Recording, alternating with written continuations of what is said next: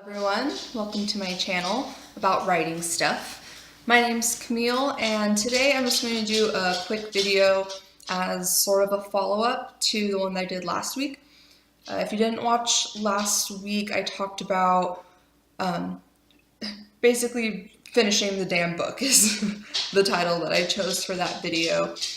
And the reason that I went with that as my first video is because that was the hardest thing that I had to get through so far. But I wanted to dig into that a little bit and clarify a few points and sort of explain why you need to finish your first book.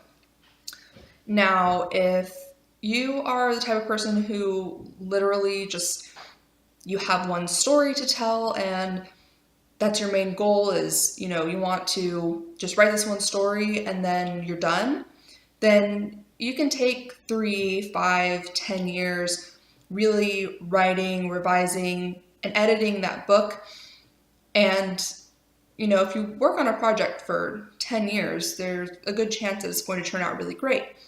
But if you are like me and you actually want a career in writing, you want to actually be able to support yourself and your family and do this for a living, then we don't really have the luxury of spending 5 or 10 years on one book.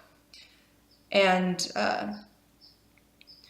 we all want to be the next J.K. Rowling, but since that's not really plausible, I'll tell you why. So,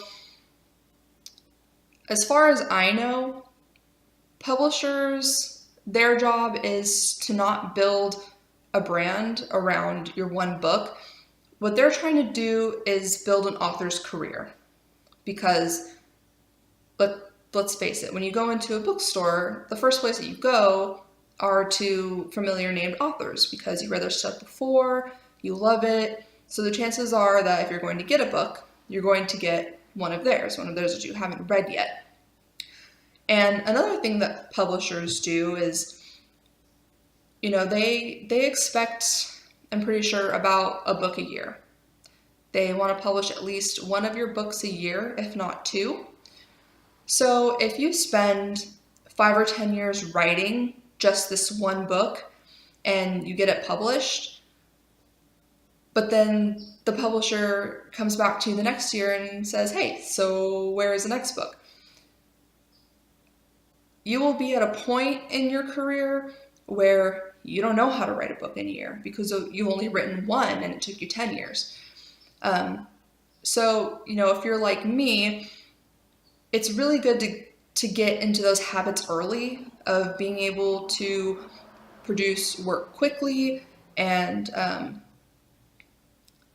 to really take the time to not only practice, but to get a sense of how you work. That way, in the future, you can work more productively and more proficiently. So, I guess my last video could have been seen as a little harsh, but really I'm talking to you guys the way I talk to myself. So you take that how you will. But it's good to get in these habits early, especially because if you've only written one book, that's like an artist doing 10 sketches and then expecting to be able to sell one. It's like, if you've only ever produced 10 sketches, that's, your quality is not going to be up there. Your quality is not going to be high enough for you to be able to actually make money off of that. And another trick here is, if you're producing something that you wouldn't spend money on, no one else is going to spend money on it either. But another thing to look out for too is, if you're currently in the process of trying this book thing and you're finding it to be too hard and you're finding that you're not having fun and it's just not worth it, that's a good way to tell if writing is a really good career choice for you. You may be better off trying something else. And, I think it's better to find that out within a year than after working on one book for 10 years. So yeah, so, bringing it back around to my last video, it's really good to get through that first book, because once you finish a story, then for me, it was like a light went on. It's like, oh, this is how I write a book. This is how I finish a story. And then I got to go back and revise, and I got to go, oh, okay, so this is how you revise a story.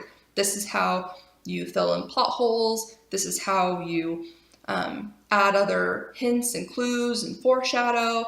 And then editing, it's like, oh, I don't need this many that's in my book, or I used he, was, and too many to be verbs and things like that. So it's, you want to get through the process once, and that's the hard part. But once you get through that full process, busting out books and finishing short stories and all these things become a lot easier. So I just want to clarify a little bit of that. And since I gave you guys a really big picture video at the beginning, I think now I'm going to backtrack and walk you through how I plan my stories, my personal writing process, all of these things in as depth as I can, pretty much. So over the next couple of weeks, I'm going to be doing a series of videos covering first my prep work. So we're going to go over how I do my world building, and that includes magic systems, which are so much fun, plus things like creating languages and everything from the big stuff all the way down to food, flora and fauna, all that fun stuff. Then I'll do a video on character, how I do my character spreads, my character sheets, and my character studies, which will be a lot of fun. And then lastly, we'll move on to plot. And even if you are a discovery writer, I'll try and throw in some tidbits here and there on like drafting instead of plotting. So I hope to see you guys for those videos. Since this is just kind of like a quick continue, this is what I have going on, this is why you should really, really finish your first book kind of video. I'm not going to give you a resource this week, especially because the resource I gave last week was the Writing Excuses podcast, and they have such a long backlog and so many episodes that I doubt you've been through them all. So, but I'll get back on doing resources next week. So thank you very much for watching, and you should be writing stuff.